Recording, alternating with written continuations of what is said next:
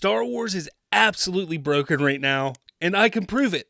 I can prove it right here. Star Wars is absolutely broken. Those in charge, those running Lucasfilm and Star Wars have no idea what the hell they are doing, and everything that we're going to talk about right here proves this. All right? We've known for a number of years that they've been lost. They don't know what they're doing.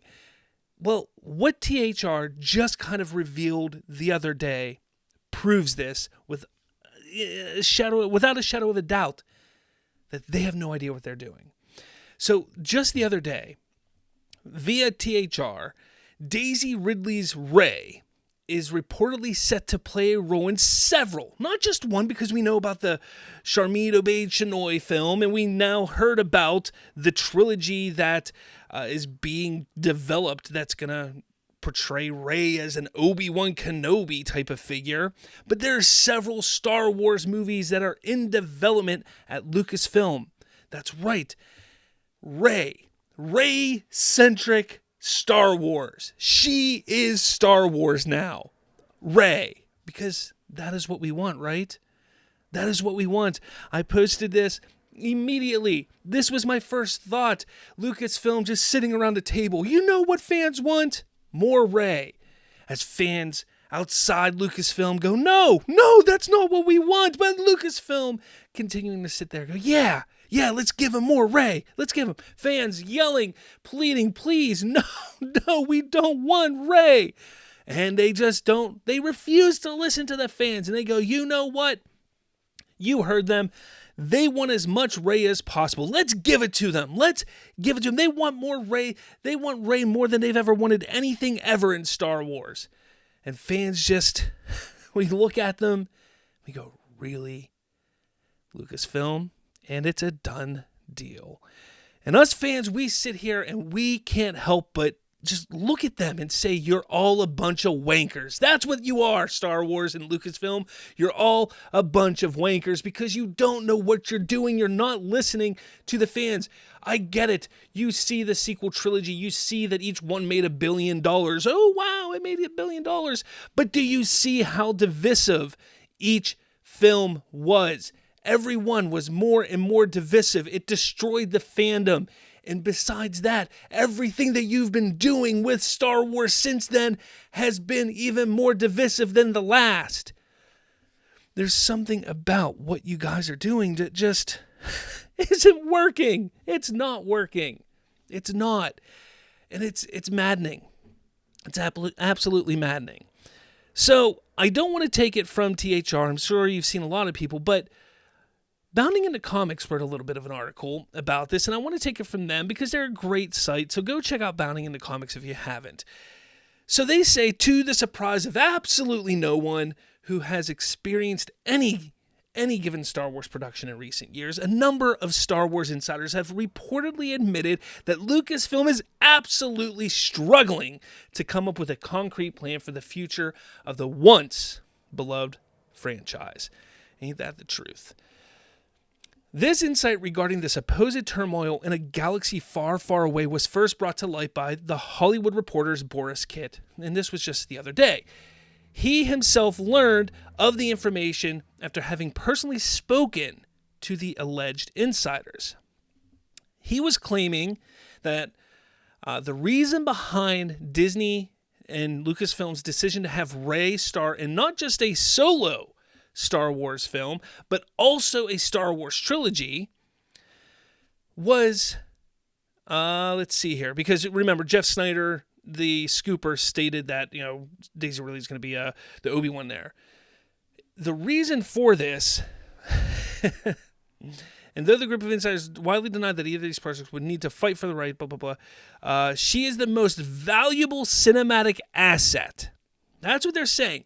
When it comes to Star Wars, all of Star Wars, everything that Star Wars has encapsulated for nearly 50 years. Look, we're just a few years away from Star Wars being 50 years old. That means it's been around for 5 decades. But they're saying she is the most valuable cinematic asset. In some ways, maybe the only one Star Wars has right now. Come on, get out of here with this crap. First off, take a step back. Take a step back. I've been saying this for years. You don't need to give up on the Skywalker saga. You don't. And I've even been someone who's stated that you can absolutely fix Rey's character and continue it and make it better than it was. Okay? But Luke Skywalker is still out there. You have plenty of years who is a very well-established character that you can even fix his story. You can, but Mark Hamill's too. No, get the hell. Mark Hamill is a complete nut job now. Don't worry about him. Recast the role. Get him off of Lucasfilm, away from Lucasfilm. He is a cancer. You want him as far away from Star Wars as possible at this point. Recast the role, and you do a young Luke Skywalker series. That's what you do. There's no reason not to. He is bankable. Luke Skywalker is bankable. You can do it. Recast Leia. Recast Han Solo. Well, you don't need to. You have Alden Ehrenreich. You have these characters that you can utilize to have some story. We have the Old Republic. You have the future of Star Wars. All of this is possible and bankable. The problem is you don't hire writers with any real originality or skill. Look at what you try. Look, I gave you credit. When you announced the Acolyte, Lucasfilm, I was like, this is a great idea. Perfect idea. I've been calling for something. But you hired a bunch of dimwits to make that show. People that don't know Star Wars, people that don't understand how to write stories or good stories, and they made a shit product. All right? So that's the problem. You don't need to go back to the well and give us something that nobody wants. Nobody wants 10 stories about Rey. Nobody wants that, especially not now. Have you heard the divisiveness and the backlash when there was the talk about Sharmila Bae-Chinoy's movie? But you guys thought, hey, good idea. People are divided about that. Let's make 3 more. Like, come on. Why? Like, how does that make sense? How does that make sense? It makes no sense. It just doesn't. Anyway, to this end, Kit claims that numerous sources informed him that Rey is set to play a role in several movies that are being developed, although which ones remains unclear. Offering their own take on Disney's decision is to go all in on Rey as the main pillar of the franchise's future, one source told the THR Mainstay. The closet of the character is a little bare. Of the characters is a little bare. It's not. Build new compelling characters. Plus, look at the lore that is there. Kathy Kennedy destroyed. Remember what was it that she said when she took over and she was like, we don't have a bunch of books and lore to utilize and go through. When she took it over, but you do. You have Legends. There are so many characters within Legends that could be utilized and interesting. People love the characters from like Knights of the Old Republic and from all of the other sagas within Legends books. There are characters you can use that you can make better and expand on. But what do? No, you constantly take characters that nobody likes, like this, like Rey. Nobody liked Rey. That was the weakest. She had no character development, no story, nothing. And you want to build on that? Get out of here with this crap. But outside of the heroine's promotion, said sources, indicating that when it came to planning the future of Star Wars, Lucasfilm was basically flying by the seat of their pants. Shocking that Lucasfilm had no idea what the hell they were doing with Rey or with Star Wars in general. There are numerous Star Wars movies being developed that overlap characters or timelines.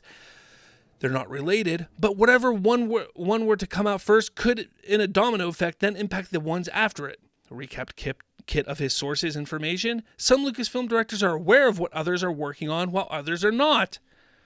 What's baffling to me is Dave Filoni was hired as the chief content creating officer or whatever. He's supposed to be overlooking this. He's the one that's supposed to be sitting there saying, this can't happen. That kind of crap should not be happening with Star Wars. Everybody should know what's going on. Everybody should be in line. Things should not be happening without other people knowing. Sure, directors don't need to know what director over here is doing, especially if the director over here is working on something that's going on post Return of the Jedi and this director's working on an Old Republic thing. Doesn't really matter if they know what's going on. But there needs to be somebody in charge who understands that things aren't overlapping, that there isn't a domino effect, that something can't hurt what something else is going on.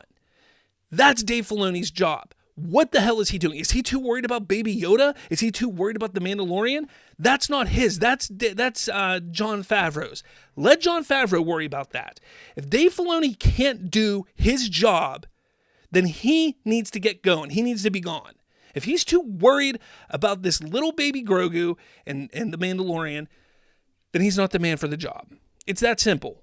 And that's the problem. There's never been anybody who's willing to hold people accountable at Lucasfilm. Like, nobody. Everybody's afraid. They're all pussyfooting around because they're afraid. Why? What's going to happen?